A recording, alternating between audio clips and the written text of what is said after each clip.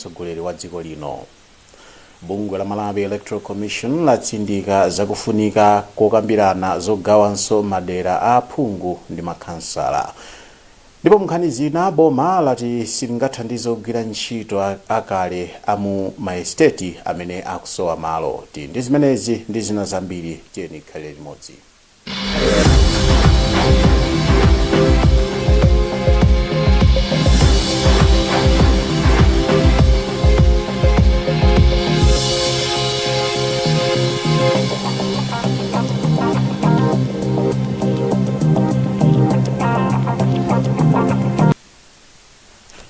Munkhani yathu yoyamba olankhulapo pa nkhani za ndale pa sukulu ya ukachenjede ya Livingstone ya mboma la Rumphi a George Phiri wadzudzula zimene anachita achinyamata ena a chipani cha Malawi Congress Madzulo pamwambo umene mtsogoleri wa dziko lino a Lazarus Chakwera amakakhazikitsa ntchito yomanga msewu mu mzinda wa Lilongwe. Achinyamatawa amathamanga limodzi ndi galimoto zapamdipiti wa mtsogoleri wa dziko linoyu atavala zovala za makaka akuda ndi zipewa zofiira zimene anthu ena akupenekera kuti amathandizira kupereka chitetezo. Matthew Kasanda wadza ndi ripoti ili. Zomwe anthu anaona kudzera mukanema wa pamasamba a mchezo zinachititsa ena kuyankhulapo ponena kuti sizimayenera kuchitika. Katswiri pa nkhani za ndale a George Phiri wati zomwe achinyamata ena a chipani cha MCP anachita pa tsikuli nzosokoneza chitetezo cha mtsogoleri wa dziko lino. Kwa chitetezo chimene ali nacho cha boma nchokwanira kuteteza president kulingana ndi malamulo a dziko lino. Koma izo malowerera pa chipani zikhoza kusokoneza chitetezo cha president. Ndipo china chachitika nakhala kuti mwina chachitika dzulo lija. Pakanakhala povuta kuti dziko lifotokozere kuti zimene zachitika bwanji. Ndipo ofalitsa nkhani ku nyumba ya boma Sean Kampondeni wa The Times kuti nyumba ya boma singayankhulepo pa nkhaniyi popeza ndi nkhani yokhudza chitetezo cha mtsogoleri wa dziko. Wachiwiri wa mneneri wa chipani cha MCP Ezekiel Ching'oma watsutsa zoti achinyamata achipanichi ankapereka chitetezo kwa Chakwera pa tsikuli. Aching'oma anafotokoza kuti achinyamatawa amathamangira wakapeza malo abwino okhala ndi pamene anakumana ndi galimoto za mtsogoleri wa dziko lino. Koma mwina ongoona from afar akuona ngati kuti apapa ndi kuti amapereka security kwa president. Aching'oma atsindika kuti asilikali ankhondo komanso apolisi ndi okhawo omwe apereka chitetezo kwa mtsogoleri wa dziko. Kanema woonetsa achinyamata chipani cha MCP akuthamanga limodzi ndi galimoto zonyamula mtsogoleri wa dziko lino wakhala akugawidwa pa masamba a mchezo zomwe zachititsa anthu kuti ayankhulepo. Bungwe la Malawi Electoral Commission lati zokambirana zimene likuchita ndi magulu okhudzidwa pa nkhani yogawanso madera a aphungu ndi makhansala zithandiza pokonzekera chisankho cha mchaka cha 2025. Mkulu wa bungweli Achifundo Kachale walankhula izi lero pa zokambirana mu mzinda wa Lilongwe. Blessings Mpinganjira aindi ripoti. Wapampando wa bungwe la Malawi Electoral Commission Achifundo Kachale ati maganizo onse a anthu pa nkhani yokhudza chisankho ayika pamodzi zomwe zithandizire pokonzekera chisankho cha mchaka cha 2025. Iwo ati akuyembekezeka kumaliza zokambiranazi ndi anthu okhudzidwa m'madera komanso m'maboma osiyanasiyana mdziko muno pa 21 Septemba chaka chino. Akachale ati ripoti ya mkumanowu ikuyembekezeka kutuluka pa 1 Oktoba mchaka cha 2022. Nkhani anthu anayo chidwi chachikulu komanso mwayi omwe tikukhala nawo wafotokozera ndondomeko omwe tigwiritse ntchito pogwira ntchito imeneyi kukuthandizira kuti anthu amvetsetse kuti sikuti tingogawa ma constituency machisawawa mapakhala ndondomeko yogwirizana ndi malamulo gawo 76 la mu constitution lomwe limafotokozera kuti pogawa malire ama constituency muzonetsa kuti nambala ya anthu amene angayenere kuvota idzikhala yofanirako mdera lililonse. Bungwe la MEC likuyembekezeka kupereka ripoti ku nyumba ya malamulo ya mmene ntchito yagwiridwira mwezi wa Novemba. Nduna yona za malo Akezi Msukwa yati boma silingachitepo kanthu pofuna kuthandiza anthu okwana 13,000 amene amagwira ntchito maesteti amene anakazipatsa malo ku Rusa Farm mboma la Mchinji. Anthuwa anakakhala kumalowa atasiyidwa ndi kampani ya Press Agriculture ndipo iwo akufuna bungwe la Malawi Human Rights Commission kuti liwathandize. Wezi Gausi ali ndi ripoti. Poyankhulapo pa nkhani ya msuku anati malowo nkosatheka kuwasintha kuchoka kumalo a boma kupita kumalo a mafumu. Ife mwa malamulo amene anakhazikitsidwa 2016 akumatigwira ife kuti tingachita transfer malo amene ali pachizungu amati public land kuti akhale ya customary ya mafumu. Ndimene lamulo lili panopo ndiye nzovuta kuti ifeyo tiyambe kuphwanya lamulo popanda ndondomeko yeniyeni kuti tinene kuti anthu oti apatse malo kutango khala tawo tikudziwa kuti okhala pompo panopo. Anthuwa kuti alembera kalata bungwe la Malawi Human Rights Commission MHRC kuti awathandize kuuza unduna wa zamalo kuti asinthe malowo poopa kuti azawathamangitsa tsiku lina. Ndipo mtsogoleri wa gululi Flywell Somanje ndi amene anatenga anthuwa kukakhala nawo kulusa estate mboma la Mchinji TA Kapondo. Ndipo Somanje anauza Times kuti iwo alembera bungwe la MHRC kuti liwathandize kuti malowo awapatse akhale yawo. Mabanja okwana 245 ozungulira mgodi wakanyika mboma la Mzimba akuti sayimitsa milandu imene ali nayo ndi boma kubwalo la milandu komanso kampani ya Globe Metals pa nkhani imene akufuna chipukuta misozi. Mabanja awa akuti kuyambira mchaka cha 2012 boma ndi kampani anawayimitsa kuchita chitukuko pa malo awo kamba kakuti amati adzachoka pa malowa popereka mpata ku ntchito yokumba miyala ya migodi kuderali. Samkalimira ali ndi zambiri. Anthu kuderali akuonetsa kukhumudwa kamba kaboma komanso kampani ya migodi kamba kuti sanabwere poyera kunena nkhani zokhudza chiputa misozi. Oyimira anthuwa kubwalo la milandu a Victor Gondwe atsimikiza kunena kuti sadandire uthenga una uliwonse kuchokera kwa osumiridwa ngati nkhani iwene okambidwa kunja kubwalo la milandu. Agondwe kenaka nena kuti izi zikungosonyeza kunena kuti mlandu ukupitirira ndipo akungodikira bwalo la milandu kuwapatsa tsiku lozengera mlandu. Ife chomwe tikudziwa njoti nkhani kukhoti pamene tikukambiramo tikungodikira tsiku loti akhoti atipase kuti nkhani ikakambidwe kubwalo la milandu. Takhala tikupita kukhoti kumbuyoko pa chizungu timati kukapanga mediation. Komano zimene zinakanika kugwiritsana aboma ola Global Metals banayambe kuti atiyankhula kuti tikambirane kuti nkhani tingoyichosa kukhoti tilibe communication yonse kuchoka kwa madefendants omwe ndi aboma attorney general ndi ya Global Metals. Yemwe amayankhulira ku nthambi za migodi asangwani phiri anapempha nthawi asanayankhulepo pa nkhani. Komano mmodzi mwa akuluakulu a Global Metals and Mining Limited Neville Hangsam anati kampani yawo ikudziwa bwino lomwe kunena kuti ikuyenera kutsata malamulo akamagwira ntchito za migodi. A Hangsam anena kuti atenga nthawi asanayankhepo pa nkhani yokhudza chiputa misozi kwa anthuwa kamba kunena kuti adali asadapatsidwe chiphaso. Posidwa pa mfumu yakulu mapirawo mboma la Mzimba idanena kuti anthu akulera kukanyika sangavomere kampani iliyonse kudzamba kukumba migodi asadalandire chiputa misozi. Ntchito yokumba migodi kukanyika akuti idzatulutsa matani okwana 3000 a niobium pa chaka ndipo matani ena a tantalum okwana 120 akuyenera kukumbidwa kuderali mu zaka zokwana 23 ikakhazikitsidwa ntchitoyi yomwe ifune ndalama zokwana 200 miliyoni zakunja. Mtsogoleri wa dziko lino a Lazarus Chakwera wasankha a Anthony Kasunda kukhala ofalitsa nkhani ku nyumba ya boma. Malinga ndi kalata yochokera ku nyumbayi imene asayinira a Sean Kampondeni udindo wa akasunda ayamba ntchito yawo lero. Iwowa anali ofalitsa nkhani ku konsolo ya mzinda wa Blantyre ndipo alowa m'malo mwa a Brian Banda.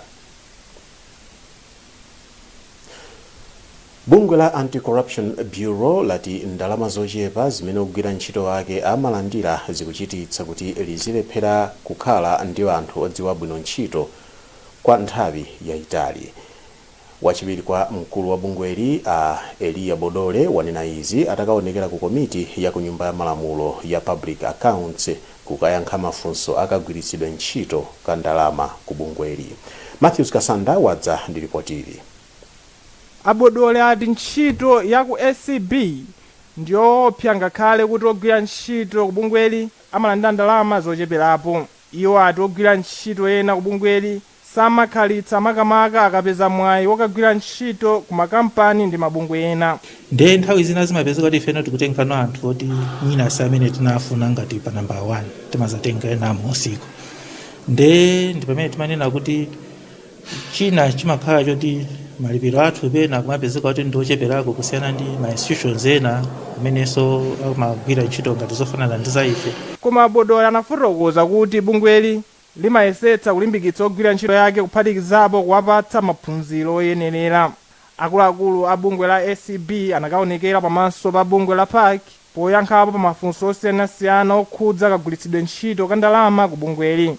Limodzi mwa mafunso omwe akuluakulu amakayankha ku nyumba ya malamulo ndi lokhudza kugula katundu wokwana 147.8 miliyoni kwacha wopanda kutsindikiza m'mabuku. Koma akuluakulu ogwira ntchito ku bungweli anafotokozera komiti kuti pakadali pano mapepala onse aumboni alipo. Ndipo wachiwiri kwa pampando wa komiti ya PAC Edson Poya anayamikira bungwe la SCB kamba kochita bwino pakayendetsedwe ka chuma. Nena zoona ntchito za anti-corruption bureau zochititsa mantha pang'ono ngasuma kuti mulimbana ndi anthu amakhala ndi zolinga zosiyanasiyana athapanga china chiliyonse mpofunika kuwalipira mtengo kabwino kuti azikhala ndi kuthekera azikhala ndi ka edge kogwira ntchito momasuka. Apoya anaonjezera kuti nkofunika kuti nyumba ya malamulo ikambirane za kuchepa kwa ndalama zomwe ogwira ntchito kwa SCB akulandira. Unduna wa zaumoyo walangiza amayi oyembekezera kuti akabayitse katemera wa COVID-19 kamba kakuti ali pa chiopsezo chomwalira atati adwala matendawa. Mlembi mwa mundunawu Charles Mwansambo ndi amene watsimikiza zakufunika kwa katemerayu. Audrey Kapalamula ali ndi ripoti. Malingana ndi Mwansambo, undunawu unafunsa maganizo ku bungwe la madotolo loona za umoyo wa amayi oyembekezera komwe awatsimikizira kuti amayi oyembekezera omwe sadabayitse katemera wa COVID-19 ali pa chiopsezo chachikulu. Mwansambo ati amayi oyembekezera athanso kubereka ana osakwana masiku. Mukalata yomwe yatuluka lachiwiri, undunawu wati ndi bungwe la dotololi awunikirana kuti amayi oyembekezera okhawo amene afika masabata 14 ndi amene akuyenera kukabayitsa katemera wa COVID-19. Mwansambo ati katemera wa COVID-19 alibe vuto lililonse pa nkhani yakuthekera kwa amayi kutenga pakati, choncho amayi omwe afika msinkhu obereka atha kukatenga katemerayo. Dr. Chisale Muhango ndi mtsogoleri wa bungwe la dotolo oona za umoyo wa amayi oyembekezera. Kukwenzi tachita tsoka taluza azimayi angapo chifukwa cha kudwala COVID pamene akuyembekezera. Ndiye aena nkhale amene sanamwalirewo amadwala mowirikiza kuti akhala mchipatala nthawi yayitali. Nchifukwa chache unduna wa umoyo anaganiza kuti kunonso tiyambe uthenga umenewo wauza azimayi kuti ngakhale muli pakati muyenera kumalandiranso katemera. Pakadali pano chiwerengero cha amayi oyembekezera omwe adwala matendawa sichidabwere poyera pamene bungwe loona izi la Public Health Institute of Malawi silidayankhulepo pa nkhaniyi. Pofika pa 31 August chaka chino anthu okwana 410,484 ndi amene abayitsa katemera mdziko muno. Mukuona Nkhani kuchokera kuno kwa wailesi ya kanema ya Times TTV. Tikhati kupitiza kupatsani nkhani izi posachedwa apa musatalikire.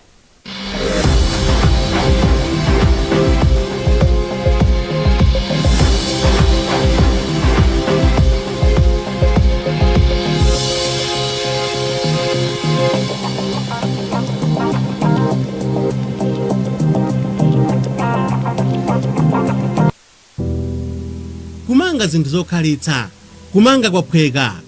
Ngati mukufuna katundu komanso zipangizo zomangira nyumba, musachedwe. bwerani ku shopu yathu ya Cash Build kulimbe. Kumeneku mukapeza zinthu zosiyanasiyana komanso zolimba pa mtengo wa zii. Kumeneku kuli ma new light ceiling boards, garage doors, aluminium ndi steel window frames mwazina. Bwerani mudzazionere nokha. Ife a Cash Build timanyamula kukasiya katundu imwe mwatigula kumadera ozungulira Blantyre mwaulere. Komanso timapereka upangiri pa zinthu zomwe mukufuna. Mukafuna zambiri mutipeza pa www.cashbuild.co.za kapena bwerani pa nyumba ya City Plaza tisanafike pa Yanagis. Shopu yathu ili pafupi ndi Electra Sales mu Masauko Chipembere Highway kulimbe. Tiyimbireni lero. Cash Build, kugula zinthu zolimba pa mtengo wa zii.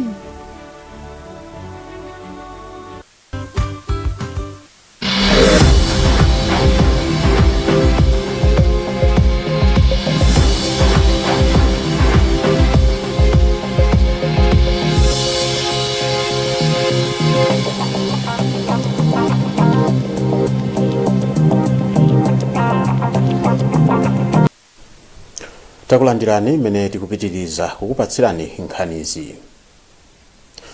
Dziko la Britain lati lipitiriza kuthandiza kupititsa patsogolo maphunziro mdziko muno. Wachiwiri kwa kazembe wa dzikoli kuno ku Malawi a Fiona Richi walankhula izi pamwambo woperekeza anthu okwana 10 amene akupita mdziko la Britain kukachita maphunziro osiyanasiyana. Rebecca Chimjeka walemba ripoti ili limene akuwerenga Matthews Kasanda. Arichi ati ma scholarship ndi ofunikira kwambiri pa chitukuko cha dziko lino. Iwo ati anthu omwe asankhidwa awa kupita kukachita maphunziro awo ku UK adzathandizira pa chitukuko cha dziko lino akadzabweranso kuno ku Malawi. Poyankhula mwambo wachiwiri kwa nduna za maphunziro Amadetso Wilima analangiza anthuwa kuti adzabwererenso kuno kumudzi akatsiriza maphunziro awo. Ma awards amenewa ma scholarship achieving atithandizira ku dziko la Malawi kukweza ntchito za maphunziro zimene zimakathandiziranso kukweza ntchito zimene zimachitika mu dziko makamaka ntchito za chitukuko. Tikumakamba za 2063 agenda mmene muli kufunika kuti anthu athu achinyamata komanso akuluakulu akakhale odziwa maluso osiyanasiyana. Amalawi osiyanasiyana akhala akupita mu dziko la UK kukachita maphunziro awo kuyambira mu chaka cha 1983. Amalawi awapempha kuti azigwiritsa ntchito masamba a mchezo pa intaneti pothandizira anthu ovutika. Mamembala a gulu la pa WhatsApp lotchedwa We Are One ndamene anena izi pamene amapereka katundu osiyanasiyana wa ndalama zokwana 500,000 kwacha pa chipata chachikulu cha Machinga. Isaac Salima ndi ripoti ili. We Are One ndi gulu la pa WhatsApp limene lini mamembala pafupifupi 70. Gululi adalikhazikitsa kuti lizichita ntchito za chifundo ndipo pokwanitsa cholingachi lidakapereka zinthu zina monga zikolopa komanso zinthu zosiyanasiyana zakudya kwa odwala pa chipatala chachikulu cha Machinga mtownship ya Liwonde. Atone Mvula ndi msungichuma wa gululi. Chifukwa chomwe tinaganizira zapereka katundu amenewu timadziwa kunena kuti pamoyo wa munthu zosoweka ndi zambiri. Kuchoka kumudzi zakhala mchipatala muno kwa masabata awiri angapo pamakhala zosoweka zambirimbiri zimene sangathe kumazipeza. Ndiye tinaganiza kuti toletole kunjako tizayese kuwathandiza anzathu kuchipatala kuno. Uthenga umene tingapereke ndokuti kangachepe kamene timakapeza titakhala kuti takaonkhanitsa pamodzi ndi kanthu kambiri kamene kangatithandize pa moyo wathu wa tsiku ndi tsiku kwa anthu amene amavutika amasowa. Polandira thandizoli namwino wamkulu pa chipatalachi Amakilini Changadeya adathokoza gululi kamba kacholingachi. Ife kwathu ndikuthokoza maga management ndi anthu osogwira ntchito pano pa chipatala cha Machinga kuti gulu limene la We Are One WhatsApp group inabwera kuno kudzatithandiza yatipasa zikolopa zokwana 50 komanso inakapereka katundu osiyanasiyana kodiyana. Mavuto ndi ambiri, ena mwa iwo ndi kusowa zipangizo zogwirira ntchito mwachitsanzo timalimbikitsa za ukhondo ndiyeno taonanso akamabweretsa zikolopa.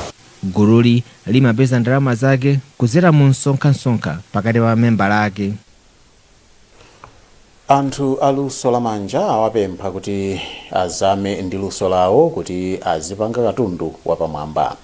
mlembi wamkulu wa unduna wa za ntchito a Dickson Chiunga ndi amene wanena izi pamene amatsekera maphunziro a sabata imodzi a aphunzitsi msukuluzi. Jameson Chauluka ali ndi ripoti. Achiunga ati nkofunika kuti anthu aluso la ntchito zamanja azame ndi luso la makono kuti azitha kupanga katundu wapamwamba.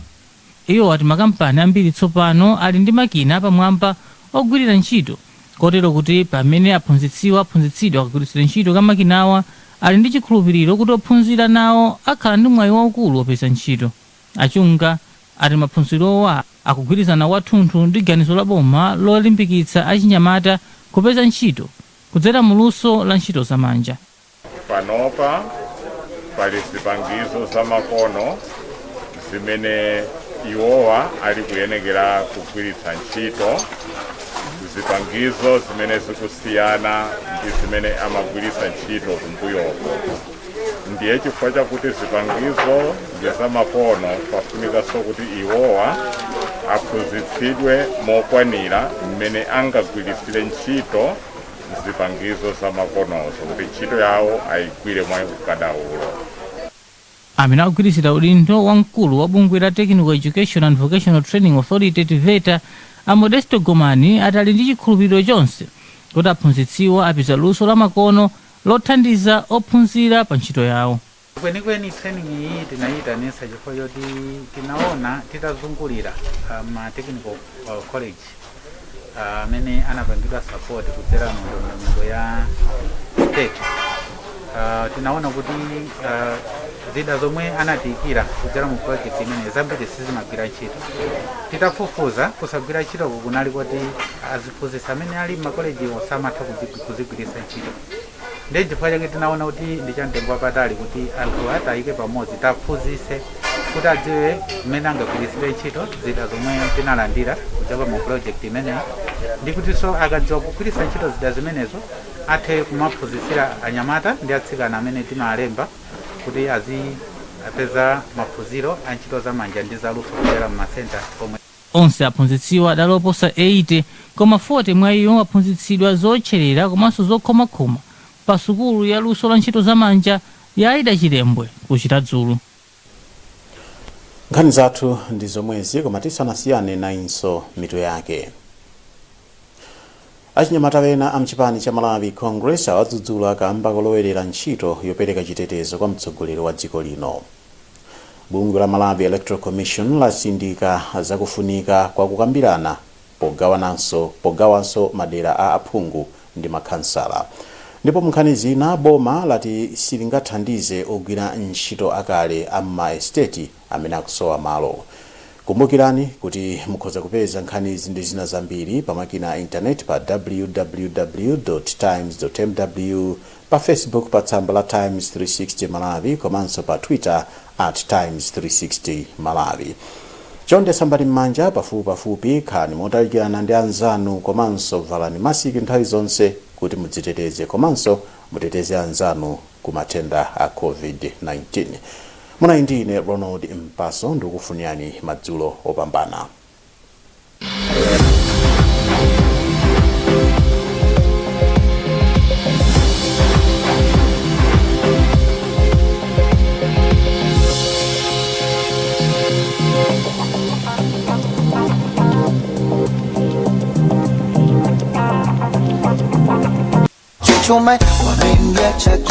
Maphunziro azaulimi okonzedwa ndi Synthesis Agriculture akupitirirabe. Ulendo uno soya ndi mtedza tabwerane muzaphunzire kulima ndi kupha magwacha. Maphunzirowa adzayambira ku Lilongwe ku Bridgeview Hotel loweruka pa 25 September 2021 ku Mzuzu Grand Palace Hotel.